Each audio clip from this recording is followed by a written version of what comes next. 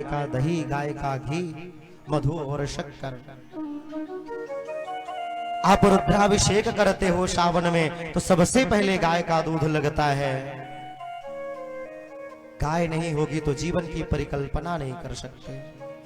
और गाय का दूध दूध नहीं है, गाय का दूध तो अमृत है, साक्षात अमृत है।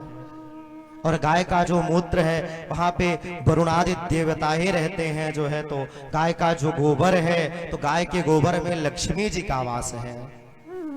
गाय के पूरे शरीर में 33 कोटि के देवी देवता हैं। सारे के सारे ब्रह्मा विष्णु महेश, गंगा यमुना सरस्वती त्रिवेणी संगम प्रयागराज पुष्कर अयोध्या मथुरा, जितनी भी तीर्थ हैं, जितनी भी नदियां हैं, जितने भी धाम हैं, सब गाय के चरणों में। और जब गाय आज सड़कों पर घूमती हुई नजर आती है तो हम सब सनातनियों के लिए बहुत कष्ट का विषय है। प्रत्येक सनातनियों का दायित्व है, धर्म है कि जिसके घर में गाय ना हो समझो वो घर घर नहीं है। घर में आप सभी माताएं भोजन बनाती हैं तो जो पहली रोटी होती है वो किसकी होती है? गाय की होती है। यदि पहली रोटी गाय की नहीं आपने निकाला तो समझो भोजन जो धरती मैया ने दिया है तो कितने प्रकार के जीव जंतु मरे हैं, कितने प्रकार का कष्ट हुआ है, तब जाकर अन्न हुआ है। और पहली रोटी यदि गाय की निकाल दोगे तो वह फिर भोजन भोजन नहीं रहेगा महाराज, वो तो फिर प्रसाद हो जाएगा, प्रभु के साक्षात दर्शन। और आपने गाय को भोग लगा दिया तो सारे देवी देवता ऐसे ही पालिए। गाय तो चलते फिरते गंगा जी हैं। आप बद्रीनाथ जाते हो, केदार धाम जाते हो, पुष्कर जाते हो, काशी जी जाते हो, अयोध्या जाते हो, गंगा जी स्नान करने जाते हो, लेकिन जो गाय है तो गाय के पास सारे तीर्थ स्वतः आते हैं। गाय की इतनी महिमा है।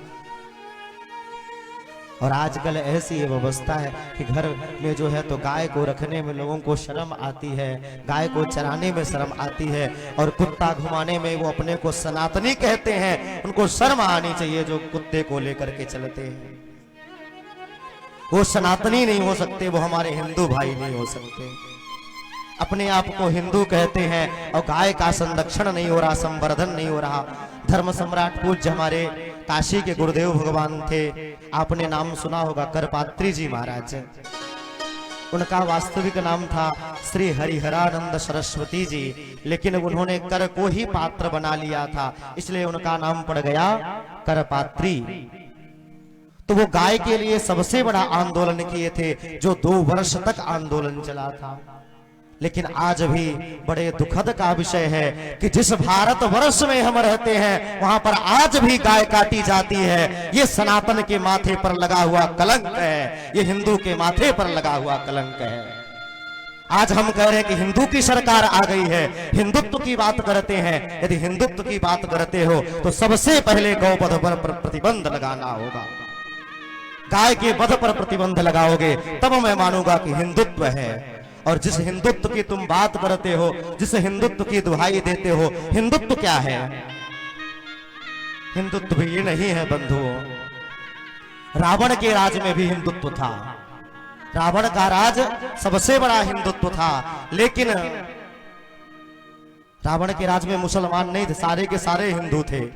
लेकिन मैं हिंदुत्व की राष्ट्र की परिकल्पना नहीं करता। मैं नहीं चाहता कि मुझे हिंदू राष्ट्र चाहिए। मैं व्यास मंच से, व्यासपीठ से आपसे निवेदन कर रहा हूं कि मुझे हिंदू राष्ट्र नहीं चाहिए, मुझे तो राम राज चाहिए, जहां सब नर करें परस्पर प्रीति। मैं उस राम राज की परिकल्पना करता हूं, उस कृष्ण राज की परिकल्पना करता हूं, जहां पर प्रत्येक व्यक्ति के घर में 4-4 लाख गाय का संरक्षण होता था। ऐसे कृष्ण के राज की परिकल्पना करता हूं।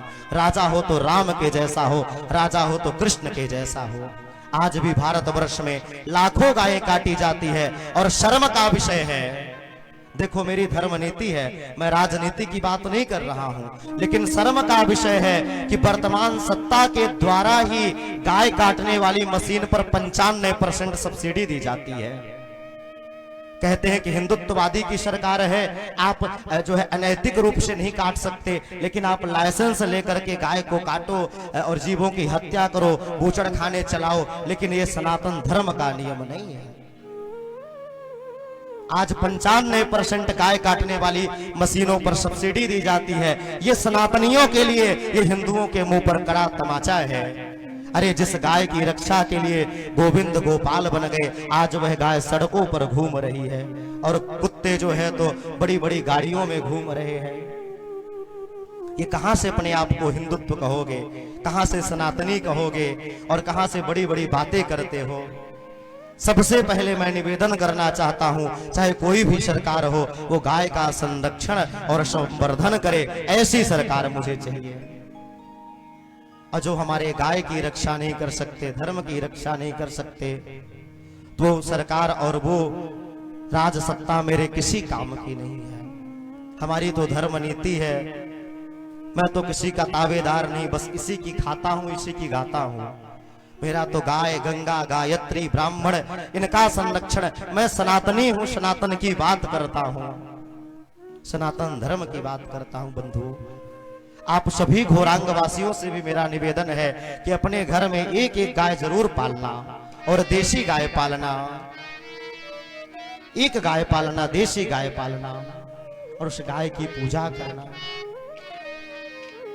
प्रत्येक घर में गाय होनी आवश्यक है और देशी गाय हो, दूध देने वाला पशु मत लाना।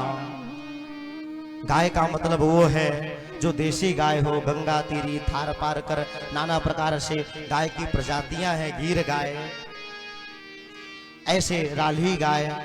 तो जो देशी गाय हो उसी गाय का को पालना आप। और जो आजकल गाय है, गाय में विकृतियां लाई गई, नाना प्रकार से गाय पर जो है तो ऐसी वर्ण संकरता ला दी गई कि गाय को केवल दूध देने वाला पशु बना दिया गया, गाय गाय नहीं रह गई। ये अंग्रेजों का और नाना प्रकार से जितने भी आक्रामक आए, उनका सबसे बड़ा उद्देश्य था कि गाय में दूषिता ला दो, क्योंकि जब तक गाय का दूध रहेगा तो तुम्हारी बुद्धि ठीक ठीक काम करेगी। जब गाय का दूध नहीं मिलेगा तो गाय के बछड़े को आपने देखा होगा कि उछलता कूदता रहता है, लेकिन जो भैंस का दूध होता है, भैंस का बछड़ा है, वो गंदगी में भी पड़ा रहता है, हमेशा सोता रहता है भैंस का बछड़ा, लेकिन गाय का जो बछड़ा है वो उछलता कूदता रहता है। तो गाय का दूध दूध नहीं बंधुओं, गाय का दूध अमृत है और गाय की रक्षा के लिए हमारे गोविंद आए। कौन कौन अपने घर में गाय पालेगा, जरा हाथ ऊपर करे, बस, बाकी लोग नहीं।